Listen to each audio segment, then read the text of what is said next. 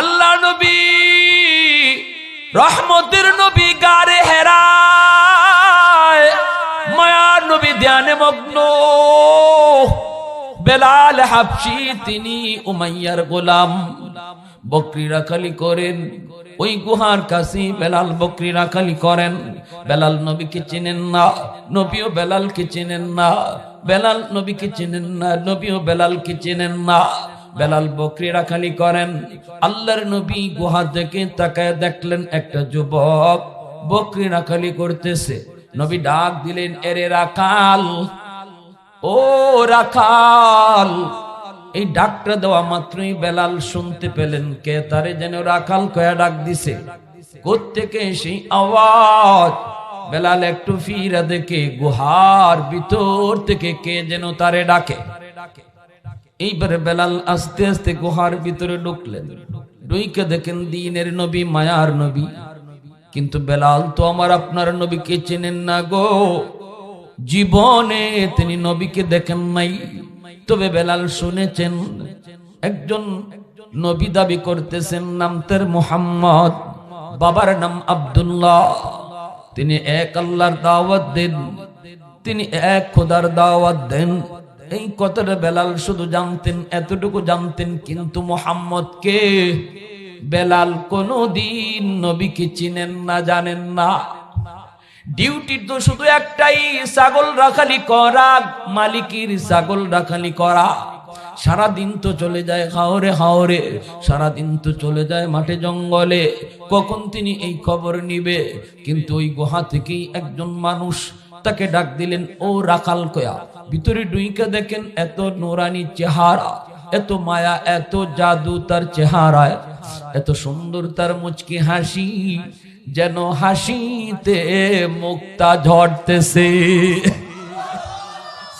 এত সুন্দর, এত সুন্দর, এত মায়া, এত জাদু তার টুটে, তার টুটে, তার দাঁতে, তার জিহ্বায়, তার চেহারা। এত মায়া কেন গো, এত মায়া কেন? বেলাল ডুইকে নবীর চেহারার দিকে তাকায় রইলেন। আল্লাহর নবী বলতেছেন, রে রাখাল, আমার একটু পানির তৃষ্ণা লাগছে, পানি আসেনি। বেলাল বলে, না, আমার কাছে কোনো পানি নাই। নবী বলতেছেন, তোমার যে ছাগলগুলি আছে, কোন ছাগলের উলানে দুধ আসেনি? বেলাল বলে, না, আমার ছাগলের উলানে দুধও নাই, কোন ছাগলের ওলানে দুধ নাই। আল্লাহর নবী বলেন, তাহলে যে কোনো একটা ছাগল তুমি আমার কাছে নিয়ে আসো। বেলাল বলে, আনবো কেমন করে, কেন আনবো? দুধ ওলানে তো দুধ নাই। আল্লাহর নবী বলেন, রাখাল, ছাগল নিয়ে আসা তোমার কাম, ওলানে হাত দেওয়া আমার কাম, দুধ পৌঁছায় দেওয়া আমার মাওলার কাম। একটু জোরে কও না রে যুবক, সুবহানাল্লাহ। যে নবীর হাতের মধ্যে এত বরকত, যে নবীর হাতের মধ্যে আল্লাহ এত বরকত, এত বরকত আল্লাহ রেখে দিয়েছেন, ওই নবীকে বইলা আজকে তুমি কার নমুনা ধরছো? ওই নবীর সুরতটা বাদ দিয়ে তুমি কার সুরত নিজের মাঝে আনছো? আল্লাহর নবী কইরে, এ রাখাল বাবা, যুবক, যাও তুমি একটা ছাগল নিয়ে আসো, যে কোনো একটা ছাগল নিয়ে আসো। বেলাল চলে গেলেন, একটা ছাগল তিনি নিয়ে আসলেন। আর মনে মনে ভাবতেছেন, লোকটা পাগল নাকি, লোকটা কেমন মানুষ বুঝি না, কি কই তাও বুঝি না। আমার ছাগলের উলান তো নাই, ওই উলানে দুধ আইব কোত্থেকে? আল্লাহর নবীর কাছে তারপরেও নিয়ে আসলেন। এইবার নবী বলতেছেন, তুমি এইবার শুধু দেখবা, হাত দিব আমি, দুধ পাঠাবেন আল্লাহ। সুবহানাল্লাহ। আল্লাহ নবী, রহমতের নবী, মায়ার নবী, তার বরকতি হাত, বরকতি হাত মুবারক নবী বিসমিল্লাহ কইয়া উলানের মধ্যে হাত লাগাইতে দেরি, পুরা উলানটা দুধে ভরপুর হতে দেরি হলো না। দ্বীনের নবী, মায়ার নবী, রহমতের নবী কয়, যুবক, তুমি নিজেও দুধ খাও, আমাকেও দুধ খাওয়াও। এইবার তিনি নিজেও দুধ খাইলেন, নবীও খাইলেন। বেলাল শুধু তাকায় তাকায় দৃশ্যগুলা দেখতেছেন আর বলতেছেন, কই আইলাম গো, কার কাছে আনছো মাওলা তুমি জানি না, ইনি কে, কি তার পরিচয়? আল্লাহর নবীর এই মুজিজা দেখার পর বেলাল অবাক হয়ে তাকে রইলেন। জবাব তার বন্ধ হয়ে গেল, কথা তার বন্ধ হয়ে গেল। কি কইবেন কিছুই বুঝতে পারেন না, কথা বন্ধ হয়ে গেছে। কি কইতে চাইলেন তাও তিনি ভুলে গেলেন। মানুষ যখন অতি আশ্চর্য হয়ে যায় তখন মনের কথাও ভুইলা যায়, ঠিক কিনা জোরে বলি? মনের কথা ভুইলা যায়। কি যেন বলতে চেয়েছিলাম ভুলে গেছি, আমি বলতে পারি না। কি যেন আমার বলার ইচ্ছা ছিল তাও জানি না। বেলাল চলে গেলেন ছাগলগুলি নিয়া, আনমনা হইয়া। কই আসলাম, কার কাছে আসলাম, তিনি কে, কিছুই তিনি প্রশ্ন করার সুযোগ পেলেন না। মনের ভিতরে শুধু একই চিন্তা, এনি কে। বাড়িতে গেলেন, মালিকের বাড়িতে গেলেন। রাতের বেলা খাওয়া দাওয়া কইরা বেলাল ঘুমাইতে যায়, ঘুম চোখে আসে না। কাকে দেখলাম, তিনি কে, কে কি তার পরিচয়? তার চেহারার মধ্যে এত মায়া, এত জাদু, তার হাতের মধ্যে এত বরকত দিল কে? সুবহানাল্লাহ। তার হাতের মধ্যে এত বরকত দিল কে গো? আমার এই বকরির উলানে কেমন করে দুধ আসলো? আমি তো তার নাম জিজ্ঞেস করলাম না, আমি তো তার পরিচয় জিজ্ঞেস করলাম না। না না, আগামীকাল আমি তার নাম জিজ্ঞাবো। আগামীকাল তিনি আবারও ছাগলগুলি নিয়া এই গুহার কাছে আইসে তিনি ছাগল রাখালি করেন। আর বেলালের মনের ভিতরে শুধু ইচ্ছা হলো, আজও যদি মুসাফির আমাকে ডাক দেন, আজও আমি তার কাছে যাব। ছাগল রাখালি করে বেলাল আর কানটা খাড়া করে রাখছি গুহার দিকে। কখন জানি নবী তারে ডাক দেয়, কখন জানি নবী তারে ডাক দেয় গো। এই ডাকটা শোনার জন্য তার কান খাড়া করে রাখছেন, রাখালি করেন ছাগল, কিন্তু কান গুহায়। আল্লাহর নবী আজও ডাক দিলেন, রাখাল। কইতে দেরি, বেলাল দৌড় দিতে দেরি হলো না। আল্লাহর নবীর কাছে চলে আসলেন, এই সেই নবীর কাছে বসেন। এইবারও তিনি বইসে নবীর চেহারার দিকে তাকাই রইছেন। আমার নবীর চেহারার দিকে তাকাইতেই বেলালের মনের সকল প্রশ্ন ভুলে গেছে। শুধু নয়ন জোড়ায় জোড়ায় নবীর চেহারার দিকে তাকান, নয়ন জোড়ায় জোড়ায় নবীর চেহারার দিকে তাকান। কেন তাকাবে না, কেন তাকাবে না? হালিমা সাদিয়া নবীর দুধ মা, তিনি বলতেছেন, ওগো আমেনা, আমি তোমার সন্তান মুহাম্মদের মতো জীবনে কোনোদিন এত সুন্দর সন্তান দেখি নাই। আমেনা বলতেছেন, তুমি কেমন করে দেখবা?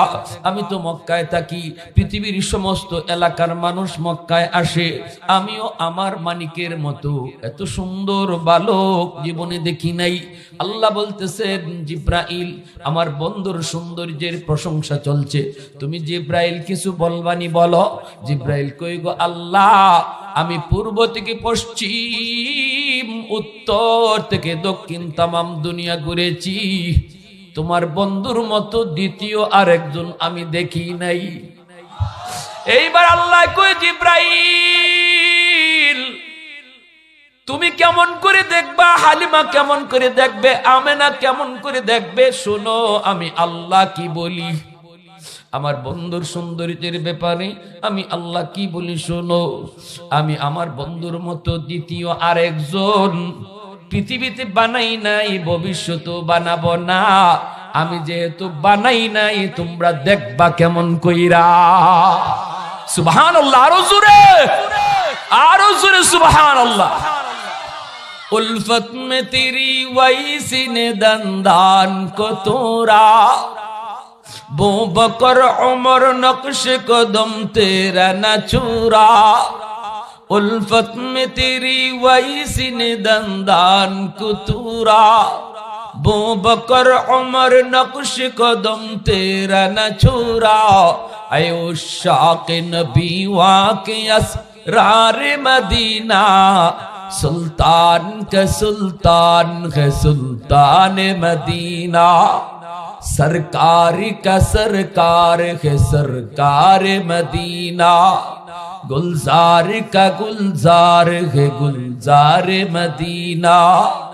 अल्लाह ने मक्का ही में ये काबा बनाया, इस काबा का काबा तेरी मरकद को बनाया, अल्लाह ने मक्का ही में ये काबा बनाया।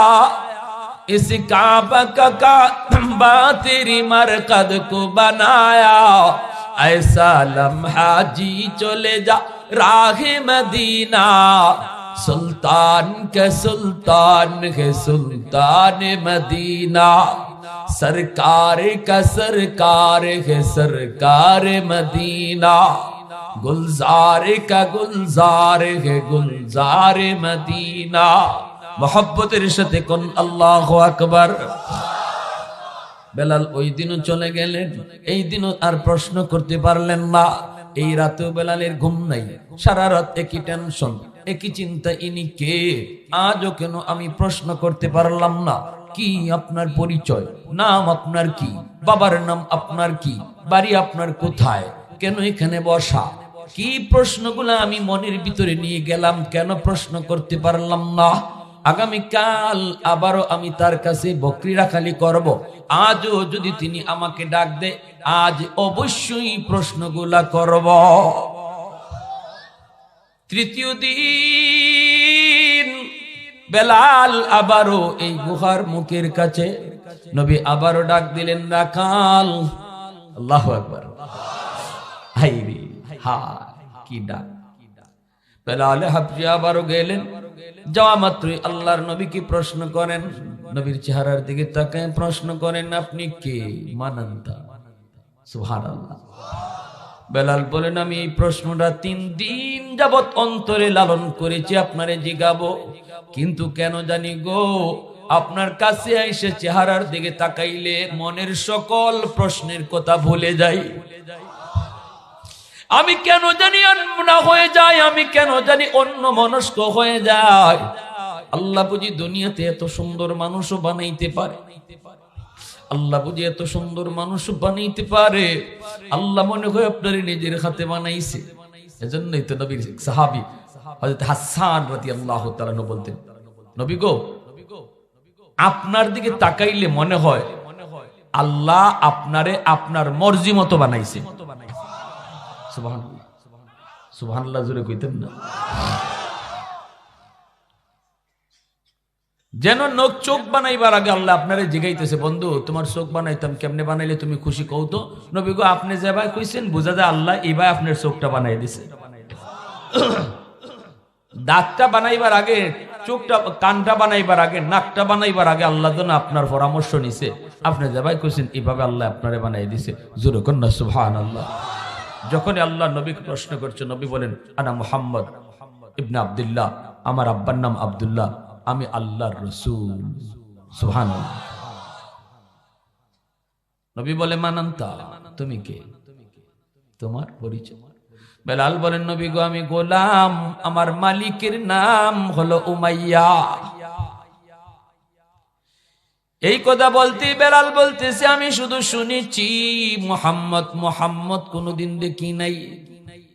আজকে আমি নিজের চোখে দেখলাম, একদিন না 3 দিন আমি আপনাকে দেখেছি, আপনার হাতের মুজিজাও দেখেছি। অতএব নবী গো, আজকে 3 রাত যাবত আমার ঘুম নাই।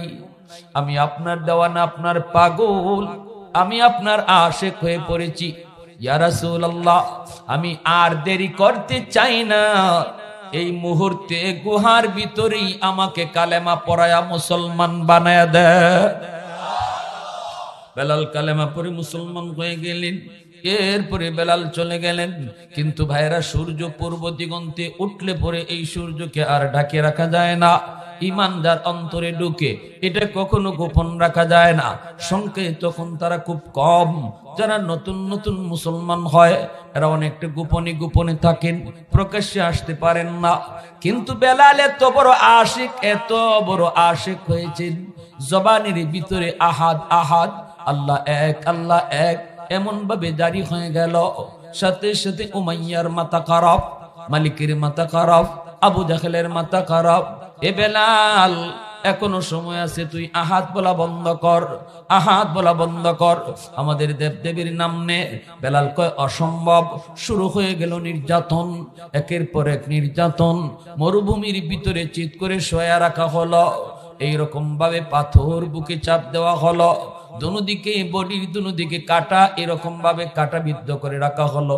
যদি একটু নড়াচড়া করেন কাটা শরীরের ভিতরে ঢুকবে। এমন একটা কঠিন নির্যাতন বেলালের চলে। রাতের বেলা সারা রাত মক্কার উশৃঙ্খল যুবকরা ওনাকে মারধর করে। এইভাবে রাত যায়, দিন যায়, প্রাণ যায় অবস্থা। এরপর বেলালের মুখ থেকে আল্লাহ আল্লাহ আহাদ আহাদ নামের বন্ধ হয় না, আহাদ আহাদ নাম বন্ধ হয় না। ভাইরা বন্ধুরা, 70 থেকে 80টা বছর পর্যন্ত ফিলিস্তিনের মুসলমানের উপর ইসরায়েলি ইহুদিরা অত্যাচার চালাইছে। প্রতিদিন, প্রতি রাত, প্রতি সেকেন্ড, প্রতি ঘন্টায়, মুহূর্তে মুহূর্তে নির্যাতন হয়েছে। এরপরও আমাদের ফিলিস্তিনের মুসলমান ভাই বোন বিন্দু পরিমাণ মাথা নত করে নাই, ধর্ম ত্যাগ করে নাই, আল্লাহর উপরে ইয়াকিন আর বিশ্বাস তারা অন্তরে রাখছে। আজ তারা প্রতিরোধ করে তুলেছে, প্রতিরোধ সৌদির বাদশার সাহায্য লয়া নয়, মূল সাহায্য যার প্রয়োজন তারে সাথে লইয়া প্রতিবাদ শুরু করেছে। আর আমরা দেখতেছি আল্লাহর সাথে রাখায় আল্লাহর গাইবী মদত গাজায় নামছে, আলামত পাওয়া যায়, আলামত মিলতেছে। নাইলে মাত্র 40,000 মুজাহিদ, 30-40, আর ইহুদি সৈন্য, ইসরায়েলি সৈন্য 3 থেকে 4 লাখ। এরপর প্রতিদিন প্রতি রাত খালি মাইর খাইতেছে। আর এখন গাজার থেকে এরা স্থলযুদ্ধে যে সকল এলিট ফোর্স পাঠাইছিল সব ফেরত নিতেছে। এরা কয় মরছে 200-100। এরা মিথ্যাবাদীর দল, তো সারা জীবন মিথ্যার উপরেই তো এদের জন্ম, ধর্মটাই তো মিথ্যা, এদের জন্মকর্মই তো মিথ্যা। এজন্য মরে যদি 1000 হয়, মরছে 1 জন। কত বড় ডাকাই, চিন্তা করছেন? কত বড় ডাকাই! একটা সেনাবাহিনীর একটা গাড়ি, এই গাড়ি উড়াই দিছে। সেনাযানের ভিতরে মিনিমাম 10 থেকে 12 জন লোক একবার নিম্ন হইলো থাকতে পারে। এই সেনাযান উড়াই দিছে হামাসরা। আর ইসরায়েলে কয় কি, কয় হয় আমাদের একটা সেনাযান ধ্বংস হইছে, তবে সৈন্য মরছে 1 জন। সৈন্য মরছে কয়জন? হারামির হারাম, লাভ নাই। বাটফারি যতই করো ধরা একদিন আসেনি না নাই, যতই চিটারি বাটফারি করো ধরা আসেনি না নাই, অতএব লাভ নাই। ধরা খাইছে। আমেরিকা আইছিল বেটাগিরি কইরা, আমি তোর পাশে আছি, তুই যা খুশি তা কর। ইবলিস ও বদরি কোথায় কইছিল আবু জাহেল রে, আরে মোহাম্মদ একটা বিষয় হইলো, আমি তোর লগে আছি, ইন্নী জারুল লাকুম। আবু জাহেল কয়, নেতা তুমি সাথে থাকলে কোনো টেনশনই নেই। একটু পরে ইবলিস দেখে আসমান থেকে ফেরেশতা নামতেছে। আল্লাহ ইবলিসকে দেখাই দিছে, ইবলিসে আল্লাহই দেখাইছে, দেখিলা তুই কেডা নামতেছে। ইবলিসে যেই খালি ফেরেশতা নামতেছে দেখছে, হে বদরের যুদ্ধ থেকে, ময়দান থেকে ভাগা শুরু করছে। এমনি আবু জাহেল কয়, নেতা আমার ঘরে ফালায় কই যাও? আবু জাহেল কয়, ইন্নী আরা মা লা তারাও। কয় রে, আমি যা দেখি এটা তোরা দেখো না রে। আল্লাহ আমারে দেখাইছে কেন লাগে আমি টের হইলিছি। ইন্নী আখাফুল্লাহ, আমি আল্লাহরে ডরাইবার মতো ডরাই। কারণ ইবলিসে আল্লাহরে খুব কাছে থেকে দেখছে, তো আল্লাহরে চিনে। আল্লাহ ধরে না, ধরলে আল্লাহ যেমন নরম তেমন জোরে খোকা। এটা ইবলিসে খুব বালা বুঝে, আমরা থেকে বেশি বুঝে। কারণ হে মুআল্লিমুল মালাইকা হইয়া আল্লাহর খুব কাছে কাছে থাকছে, এজন্য আল্লাহরে একবারে বালা করে ইবলিসে চিনে। এজন্য ইবলিসে কয় রে, আমি আল্লাহরে বালা করে চিনি রে, আমি তাড়াতাড়ি যাই, চাচা যার যান বাসা। এমনি ইবলিসে কয়, আমার ঘরে লামায় গেলায়, তোর যান তুই বাসা। ইবলিস ভাগে বদর থেকে। এরপরে পরিণতি কি হইলো? বদরের যুদ্ধে আবু জাহেলের কল্লা দিয়ে খণ্ডিত হইল। আবু জাহেলের কল্লা আলোক করা হইলো বদরে, আর ইবলিস ভাগলো। আমরা বলি আমেরিকার পরিণতি এমনই হবে। আজকে বলতেছো ইসরায়েলের প্রধানমন্ত্রী নেতানিয়াহুরে ইন্নী জারুল লাকুম, আমি তোর পাশে আছি, দেখোস না কত বড় জাহাজ নিয়ে আইছি, যুদ্ধ জাহাজ, কোনো টেনশন করবি না। আমরা বলি পরের কথাটার লাগে অপেক্ষা কর, যেটা ইবলিসে কইছিল, ঠিক না? ইবলিসের আগের কথা খালি থাকবি না, পরের কথাটাও তোর লাগে আইতেছে, ওয়েট এন্ড সি, অপেক্ষা করো আর দেখো। খালি কইবাই হায় হায় কিতা লামে, কার সাথে যুদ্ধ করি, কই থেকে মারে দেখি না তো। এখনই কয় হামাসে আমাকে কোন দিক থেকে মারে আর কোন বা যায় কিছু টেরি পাই না। আফগানিস্তানের জমিনও এমনই কইছে, জো বাইডেন এই হারামিটা আইয়েই শুরু করছে তামাম দুনিয়া জুড়ে মারামারি। এই আফগানিস্তানে এরকম ভাবে তালেবানকে হত্যা করার জন্য বিমান পাঠাইছে, আর বিমানের মধ্যে এরকম বোমা, বিমান থেকে বোমা ফালায়, আফগানের মাটিতে বোমা পড়ে না। এখন আমেরিকার প্রেসিডেন্ট জো বাইডেনে বিমান বাহিনী রেখে এত বোমা দিয়ে যায় কই, সৈন্য রাখে, আমরাও তো বুঝি না কই যায়। তবে এদুর খালি দেখি বোমা যখন ফালাই একটা আত এমনে বাইর হয় আসমানো, বাইরিয়ে ওই আমাকে বোমা গুলারে আত দিয়ে লুফিয়ে ওই সাগরে ফালায়। আমেরিকার প্রেসিডেন্ট জো বাইডেন কই গোবে তাড়াতাড়ি আয়, কার সাথে লড়ি রে, উপায় থাকতো না, যার সাথে লড়তেছে এরা তো দেখিওই না, বাতাসের সাথে যুদ্ধ করে কেউ পারবো? হ্যাঁ, এরা তো দেখিওই না, সামনে দিয়ে মারবো না পিছি দিয়ে মারবো এটাও জানি না। বেদিশা বইনে গেছি আমেরিকা থেকে, এই আফগানিস্তান থেকে জুতা মোজা লঙ্গি টঙ্গি ফালাইয়া দৌড়। আমেরিকা কিন্তু আফগানিস্তান থেকে খালি জুতা মোজা ফালাই গেছি না, ট্রাউজারও ফালাই গেছি, কারণ যা আসিল অস্ত্র মস্ত্র ইতা এমন ফালানি ফালাই গেছে। এখন ইগুলা তালেবানে দখল করে আর ঠিকঠাক করে এইগুলার আরো বালা করে বানাইছে তালেবানে। নিজের জিনিস লইয়া যেত ইটাও খেয়াল আসিল না আমেরিকার সৈন্যরা, এমন ডর হামাইছিল আমেরিকার আফগানিস্তানে। তো গাজায়ও এই অবস্থাই হইতেছে। আমেরিকা কিন্তু গেছি গা ভূমধ্য সাগর থেকে ইরানের এক হুমকি পাইয়া আর হুতিদের হামলার শিকার হইয়া, হুতি বাইরে এরা আরেক মুজাহিদ এমন এক বেটাগিরি দেখাইছে, গাজায় হামলা বন্ধ না করলে লোহিত সাগর দিয়া ইসরায়েলের কোন জাহাজ আমরা চলতে দিব না।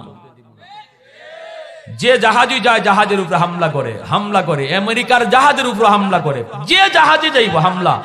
কই কেন হামলা করস, মারস কেন লাগি? আমাদের বাচ্চারা রে মারস কেন, এটা বন্ধ করা, ঠিক না? আমাদের বাচ্চারা না খায় মরবে, আর তোর দেশে গম যাবে, চাউল যাবে, অসম্ভব। আমাদের বাচ্চাদের মুখে খানা নাই, তোর দেশের বাচ্চাদের মুখে খানা পৌঁছতে দিব না। এটা হলো মুসলমানের কাম, এর নাম হলো মুসলমান। কারণ আল্লাহ নবী বলেছেন আল মুসলিমুন কাজাসাদিন ওয়াহিদ ইন ইস্তাকা আইনুহু ইস্তাকা কুল্লুহু। সমস্ত মুসলমান নিজের একটা দেহ মনে করো। কোন একজন মুসলমান যদি না খায়া মরে, মনে রাখবা তুমি মনে করবা গোটা বিশ্ব মুসলমান না খায়া মরছে। আজকে গাজায় মুসলমান না খায়া মরে আর তুমি কুরমা পোলাও দিয়া খাও, তোমার কোনো খবর নাই। তুমি সৌদির বাদশা, স্বর্ণের কমটে ভাইখানা করো, ব্যক্তিগত বিমানে চলাচল করো, জবাব দেওয়ার জন্য রেডি থাকো আল্লাহর দরবারে। মুখ দেখাইতে হবে আমার নবীর সামনে, ঠিক কি না? প্যারে হাজিরিন, এজন্য বলি আমার ভাইরা, যে কথা বলতেছিলাম,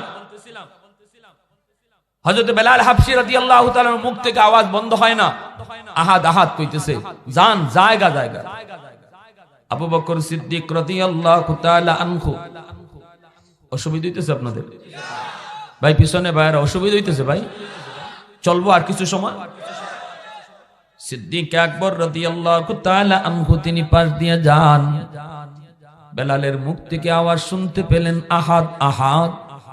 এত মাই, এত রক্ত জোরালো, জানটা যেন যায় গো। আবু বকর সিদ্দিক কানে কানে যায়, কই বেলাল, জান বাঁচানোর জন্য মিথ্যা কথা বলা যাইস? এ বেলাল, বেঈমানগুলির বুঝ দেওয়ার জন্য তুমি আহাদ শব্দটা বন্ধ করো, আমার আল্লাহর নাম তুমি একটু জপা বন্ধ করো, ওদেরকে খুশি করার জন্য অন্তত তুমি এই নামটা বন্ধ করে ওরা যা চায় তুমি বলে ফেলো। এটার অনুমতি এই মুহূর্তে আছে, কারণ এটা জান বাঁচানোর জন্য, তুমি এই মুহূর্তে বলতে পারো। বেলাল তখন কাদের, কই ভাই আবু বকর, আমি চাইলেও আমার মুখ দিয়া আমার আল্লাহর নাম ছাড়া অন্য কিছু বের হয় না। আমার জিহ্বা দিয়ে আল্লাহর নাম ছাড়া অন্য কিছু বের হয় না রে ভাই আবু বকর। চাইলেও আমি পারবো না, চাইলেও পারবো না। আল্লাহ নামের উপরে যেই মানুষটা মস্ত হয়, এই মানুষটার অজান্তেই জিহ্বা দিয়ে জিকির বের হয়, কলবি জিকির হয়ে যায়। এজন্যই কুতবুল আলম শাইখুল ইসলাম হুসাইন আহমদ মাদারি রহমতুল্লাহি আলাইহির ইন্তেকালের পর ডাক্তার যখন তার এরকম বুকের মধ্যে মেশিন লাগাইলো, উনি জীবিত নাকি মৃত, পালসের মধ্যে হাত দিয়ে কই ইনি মৃত, পালস দেখে কই পালস নাই, ইনি মারা গেছেন। কিন্তু কলবের মধ্যে বুকের মধ্যে যখন মেশিন লাগায় দেখতে চায়, তখনই দেখে দিলের মধ্যে এখনো আল্লাহ আল্লাহ জিকির শোনা যায়। মোহাম্মদুল্লাহ হাফিজি বাথরুমের ভিতরে ঢুকলেন, বাথরুম থেকে বের হলেন, খাদেম কই হুজুর আপনার মুখ দিয়ে রক্ত পড়ে কেন হুজুর? আপনি কি বাথরুমের ভিতরে পড়ে গেছেন? আল্লাহর ওলি কই না রে বাবা, আমি পড়ি নাই। কি কো তুমি রক্ত বলে? হ, এই যে আপনার এই দিক দিয়ে কাঁচা রক্ত বের হইতেছে। আল্লাহর ওলি হাত দিয়ে লাগায় দেখেন হ রক্ত। তিনি বলেন কি কেমনে রক্ত বের হলো? হুজুর কন্যা আপনি কি পড়ে গেছিলেন? কই না রে বাবা পড়ি নাই। তাহলে রক্ত কেমনে বের হলো? মোহাম্মদুল্লাহ হাফিজি সাথে সাথে খাদেম হৃদয়রা কই ওয়াদা কর, কথা দে আমার জীবদ্দশে কারো কাছে বলবি না। ওলি আল্লাহরা নিজেদের কারামত কারো কাছে বলতেন না, কেউ যদি দেখেও সেটাও তারা নিষেধ করতেন বলতে। তিনি বলতেছেন আমি বলতে পারি, কিন্তু কারো কাছে আমার জীবদ্দশায় বলবি না। কই ঠিক আছে হুজুর আমি বলবো না। কোন? কয় আমি বাথরুমের ভিতরে ঢুকছি রে বাজান, বাথরুমের ভিতরে ঢুকে আমি বাথরুম করব, তখন দেখি আমার জিহ্বা দিয়ে আল্লাহ আল্লাহ জিকির, যেটা বাথরুমের আগে জিকির জিহ্বায় করত, প্রতিনিয়ত যেই জিহ্বায় আমার জিকির করত, বাথরুমে ঢোকার সময় আমি কইলাম জিহ্বা তুই জিকির বন্ধ কর, এখন আমি বাথরুমে ঢুকবো। এটা বড় নাপাক জায়গা, এই জায়গায় আমার আল্লাহর নাম নেওয়া যায় না। কিন্তু আমার জিহ্বা আমার কথা মানে না, মানে না, মানে না। বাথরুমে ঢোকার পরও দেখি আমার জিহ্বা আল্লাহ আল্লাহ জিকির করে। আবারও বললাম বন্ধ কর, জিহ্বা তো আমার কথা শুনে না, অটোমেটিক জিহ্বা জিকির করতেছে। এজন্য আমি এই জিহ্বারে দাঁতের মাঝখানে ফালাইয়া এমন জোরে কামড় দিছি, যে কামড়ের কারণে রক্ত বের হইতেছে। मैं तालिब मौला हूँ मेरे इश्क़ निराला,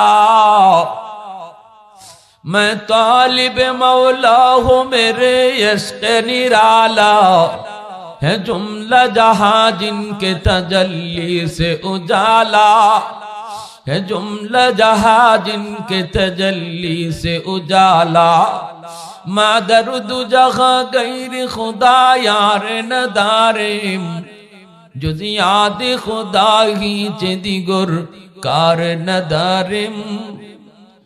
এই কথা বলার পরে হযরত আবু বকর সিদ্দিক কয় বেলাল জিহ্বাই বুঝি তোমার কথা শুনে না? কয় না রে ভাই আবু বকর, আমার জিহ্বা আমার কথা মানবে না। আল্লাহ নাম ছাড়া অন্য নাম মুখ দিয়ে বের হয় না, চেষ্টা করলেও বের হয় না। সিদ্দিক আকবর নবীর কাছে চলে গেলেন, যে বলতেছেন নবী গো বেলালের অবস্থা বড় খারাপ, উমাইয়া এবং চেলা চামুন্ডরা বেলালকে হত্যাই করে ফেলবে। ওগো নবী আপনি যদি অনুমতি দেন আমি বেলালকে উমাইয়ার কাছ থেকে কিনব। নবী বলতেছে বেলালকে তুমি বুঝি কিনবা? বলে হ। আল্লাহর নবী কই রে আবু বকর, বেলালকে যেই টাকা দিয়ে তুমি কিনবা আমি নবীর কাছ থেকেও কিছু পয়সা নিও, কারণ আমার বেলালের কি দাম দুনিয়ার মানুষ জানে না, উমাইয়া জানে না, কিন্তু আল্লাহ আমাকে জানাইছে। কিয়ামতের মাঠে যেদিন আল্লাহ কইব আমার বেলালের ক্রেতা কারারে, সেদিন আমি নবীও যেন কইল আল্লাহ আমিও বেলালের ক্রেতা। সিদ্দিক আকবর উমাইয়ার কাছে চলে আসলেন, আইসা বলতেছেন তুমি বেলালকে বিক্রি করবানি? উমাইয়া কহ বিক্রি করে দিমু, কারণ আমার কোনো কথাই শুনে না, আমার কোনো কাম কাজও করে না, কথাই শুনে না, খালি আহাদ আহাদ করে বেচেলাইমু, আমার কোনো কামে দেয় না। এইবার সিদ্দিক আকবর কই কত তুমি কও? কয় 10টা স্বর্ণ মুদ্রা দিলেই হইব। সিদ্দিক আকবর কয় নাও 10 স্বর্ণ মুদ্রা। 10টা স্বর্ণ মুদ্রা তিনি দিলেন। উমাইয়া তখন ডাক দিয়ে কইরে আবু বকর, মনে করেছিলাম তুমি বড় বুদ্ধিমান, এখন তো দেখি তুমি বোকা। আমি মাত্র চাইলাম 10টা স্বর্ণ মুদ্রা, চাইলামই আমি 10 স্বর্ণ মুদ্রা, তুমি কম তুমি কইলাই না। বিক্রেতা তো দাম কইবই, ক্রেতা তো কিছু কমায়া কইব। তুমি যদি একটা স্বর্ণ মুদ্রাও কইতা, আমি বেলালকে তোমার কাছে বিক্রি করে দিতাম, কারণ আমার কোনো কামে দেয় না। তখনই সিদ্দিক আকবর চোখের পানি মুছে আর কইরে উমাইয়া, তুই বেলালকে চিনলি না? বেলালকে চিনছেন আমার নবী, তুই বেলালকে চিনলি না? এরে উমাইয়া, রতনে রতন চিনে, মানিকে মানিক চিনে। তুই যদি বেলালের দাম 100 স্বর্ণ মুদ্রাও চাইতি, আমি আবু বকর 100 স্বর্ণ মুদ্রা দিয়েও বেলালকে কিনে নিতা। একটু মহব্বতের সাথে কন্যা সুবহানাল্লাহ, আর একটু জোরে সুবহানাল্লাহ। ইয়া আল্লাহ পাক বলে, ইন্না আক্রামাকুম ইনদাল্লাহি আতকাকুম, তোমাদের ভিতরে যার অন্তর সুন্দর সে হলো আল্লাহর কাছে বড় দামি। চেহারার সৌন্দর্যের নাম সৌন্দর্য নয়, দিলের সৌন্দর্যের নাম সৌন্দর্য। নবীর কাছে নিয়ে আসলেন, আল্লাহর নবী পার্সোনাল সেক্রেটারি বানায়া দিলেন, আল্লাহর নবী পার্সোনাল সেক্রেটারি বানায়া দিলেন। এইবার বেলাল হয়ে গেলেন নবীর পার্সোনাল সেক্রেটারি, নবীর পিএস। আল্লাহর নবীর সাথে দেখা করতে হলে বেলালের পারমিশন নিতে হতো।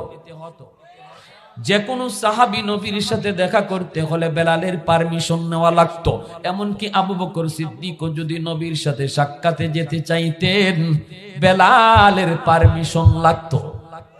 আস্তে কইবেন সুবহানাল্লাহ, আরো জোরে। অথচ কালো মানুষ, আফ্রিকার মানুষ ছিলেন জাতে গোলাম, আল্লাহ কেমন দামি বানিয়ে দিল। মদিনার মসজিদের মুয়াজ্জিন হলেন, আর আমার নবী ইমাম হলেন। সুবহানাল্লাহ। রমজান মাস সামনে আসতেছে, নবীজি সেহরি খাইতেছেন। এই অবস্থায় বেলাল আজান দেলাইবেন, সেহরির টাইম শেষ। বেলাল মনে মনে ভাবতেছে, গিয়া দেখি আমার নবী খানা খাইয়া শেষ করছেন নি, সেহরির টাইম তো শেষ, আজান তো দিয়া লাইমু। মুয়াজ্জিন সাহেবের দায়িত্ব, অনেক মুয়াজ্জিন সাহেব এমন করে, হুজুরের খোঁজ খবর রাখে, হুজুর এখন কই আছে, নামাজ পড়াইতে আইতে পারবো কিনা, কি অবস্থায় আছে। এটা মুয়াজ্জিন সাহেবের একটু দায়িত্ব বেশি, তারা খোঁজ খবর রাখে। মুয়াজ্জিন তো হলেন বেলাল, নবী হলেন ইমাম। ফজরে আজান দেলাইবেন, নবী যদি সেহরি খাওয়ার থাকেন, যায় দেখেন ঠিক ওই যেটা ধারণা করছেন ইডই, আল্লাহ নবী এখনো খানা খাইতেছেন। বেলাল যায় কই, ইয়া রাসূলুল্লাহ সেহরির টাইম শেষ। নবী তাইছেন, যায় বলতেছেন সেহরির টাইম শেষ? বলে জি। আচ্ছা ঠিক আছে যাও। বেলাল দেখে গেছেন নবীর সাথে আরেকজন মানুষে খানা খায়, কিন্তু মানুষটারে বেলাল চেনেন না। বেলাল চলে গেলেন, আল্লাহর নবী এইবারও খানা খাইতেছেন, খানা বন্ধ নাই। বেলাল যখন আবার আজান দিয়া দিবেন, একটু পরে আজান দিয়া লাইবেন, 1-2 মিনিট পরে বা 3-4 মিনিট পরে আজান দিয়া লাইবেন, আবার আইসে নাই, দেখি নবী খানা শেষ আসছেননি। আয়া দেখেন আল্লাহর নবী এখনো খানা খাইতেছেন। আশ্চর্য। বেলাল বলে, ইয়া রাসূলুল্লাহ সেহরির টাইম শেষ, আর খানা খায়েন না গো নবী। নবী কই ঠিক আছে বেলাল, শেষ করে দিচ্ছি, তুমি যাও। বেলাল গেছেন গা, গিয়া বেলাল আজান দেলাইবার আগে কই দেখি আইগা আরেকটা বার, কিতা অবস্থা। আইয়া দেখেন নবী এখনো খানা খাইতেছেন। বেলাল বলে, ইয়া রাসূলুল্লাহ খুদার কসম নবী গো সেহরির টাইম শেষ, আর খানা খাইয়েন না। যেই মাত্র কইছেন খুদার কসম নবী গো আর খানা খাইয়েন না, সাথে সাথে আল্লাহর নবী কই, ইয়া আল্লাহ আমার বেলাল কসম খাইয়ে ফেলছে, তাড়াতাড়ি খানা। সাথে সাথে মুখজা ছিল, আর ভিতরে দিছেন না, হাত পা গুটাইয়া আল্লাহ নবী যেবা ছিল এইভাবে, চলো সেহরির টাইম শেষ। গেছেন গা নামাজও, বেলার নামাজ লিয়েছেন। ফজরের নামাজ পড়ি আল্লাহ নবী মিম্বরে বসলেন। মিম্বরে বৈশা বলেন, সাহাবীরা রে কে কোথায় আছো, সামনে বসো। কই আমার বেলাল, সামনে আসো। সুবহানাল্লাহ। আল্লাহর নবী এবার বলতেছেন, বেলাল ও বেলাল, তুমি যখন প্রথমবার আমাকে যায় বলছো সেহরির টাইম শেষ, খানা যিনি খাইতে বসছে ইনি আর কেউ নন, ইনি জিব্রাইলে আমিন। আমার পাশে বসা, যিনি আমার পাশে বসা, আমার সাথে খানা খায় না কিন্তু পাশে বসা, ইনি কে জানো? ইনি জিব্রাইল। জিব্রাইল আমাকে বলতেছেন, না গো নবী, বেলালের কথায় খানা বন্ধ করবেন না, টাইম এখনো আছে। দ্বিতীয়বার যখন তুমি কইছো টাইম শেষ, তখনও জিব্রাইল আমাকে কয়, না গো নবী খান, টাইম আরো আছে। তৃতীয়বার তুমি যখন আইসা কইছো কসম খোদার টাইম শেষ, তখনও টাইম কিছু ছিল, কিন্তু জিব্রাইল কইতেছে, নবী গো আপনার বেলাল কসম খেয়ে ফেলছে, টাইম আরো কিছু বাকি আছিল। আল্লাহ আমাকে জানাইছে আপনাকে কওয়ার জন্য, বেলাল আল্লাহর কাছে এত দামি, এত সম্মানী, এত মায়ার আল্লাহর কাছে বেলাল। বেলালের কসমের ইজ্জত রক্ষায় আল্লাহ পাক টাইম থাকা সত্ত্বেও টাইম অফ কইরা দিছে। সুবহানাল্লাহ। সৈয়দে কৌনৈন তেরি জানে সারো কো সালাম, सैयदे कौनैन तेरी जाने सारों को सलाम, यानी गिरदोने नबूवत के सितारों को सलाम, उन्हें जाजी गाजियों को शख्सवारों को सलाम, यानी गिरदोने नबूवत के सितारों को सलाम, अंबिया के बाद शुहरा है उन्हें के नाम का, उनकी हिम्मत से पुला पुला चमन इस्लाम का। আল্লাহু আকবার। এজন্য আমার ভাইরা ভালো করে যুবক মনে রাখো, বড় হওয়া যায় আল্লাহর ভয় অন্তরে রাখলে, ঠিক কি না? আল্লাহর ভয় অন্তরে রাখলে বড় হওয়া যায়, সম্মানী হওয়া যায়, আল্লাহর প্রিয় হওয়া যায়, আল্লাহর মায়ার হওয়া যায়। বেলালের কাছে দেখার মতো কিছুই ছিল না, ছিল শুধু দিলটা, যে দিলের ভিতরে মারিফতে ভরপুর ছিল, দিলটা আলোকিত ছিল, দিলটা আলোকিত ছিল। এজন্য আল্লাহ এত মায়ার হয়ে গেছে, আল্লাহর এত প্রিয় হয়ে গেছে, আল্লাহর এত প্রিয় পাত্র হয়ে গেছে বেলাল হাফসি। এজন্য যৌবন কালটা হলো আল্লাহর মায়ার মানুষ হওয়ার সময়, যৌবন কালটা হলো আল্লাহর ওলি হওয়ার বয়স। যত ওলি এই জমিনে গুজরায় গেছেন, প্রত্যেকে ওলি হয়েছেন যৌবন কালে। বেলাল যেই বয়সে আল্লাহর প্রিয় হয়েছেন, তোমার মতো একজন যুবক ছিলেন বেলাল হাফসি, ওই যৌবন কালেই আল্লাহর এত প্রিয় হয়েছেন। এজন্য আমি বলবো আজকের এই গুয়াবাই পশ্চিম মহল্লা ইসলামী যুব সংগঠন প্রতিটা যুবককে দিলের ভিতরে শুধু মহব্বত ঢুকাও। কার? জোরে বলেন কার? দুনিয়ার কোন নেতা নেত্রী, কোন দলের, কোন মানুষের না, দিলের ভিতরে পুরা মহব্বত থাকবে কার? আল্লাহ। যখনই আল্লাহর মহব্বত আমার দিলে থাকবে, তখন আল্লাহর কোন বিধিবিধান মানতে, আল্লাহর হুকুম আহকাম পালন করতে আমার কষ্ট লাগবে না, এটা আনন্দ পাবো, আনন্দ। কখনো জীবন দেওয়ার সুযোগ আসলে, জান দেওয়ার সুযোগ আসলে, তখনও হাসি মুখে জান দিতে তৈয়ার থাকবো। অতএব আল্লাহ আমাদের সবাইকে এই দিলটা আল্লাহর জন্য করি, নাপাক প্রেম ভালোবাসা থেকে নিজের দিলটাকে পরিষ্কার করি, আল্লাহ এবং তার রসুলের প্রেম আর ভালোবাসাটাকে অন্তরের ভিতরে জাগ্রত করি। আল্লাহ তৌফিক দান করুন। সবাই বলি আমিন।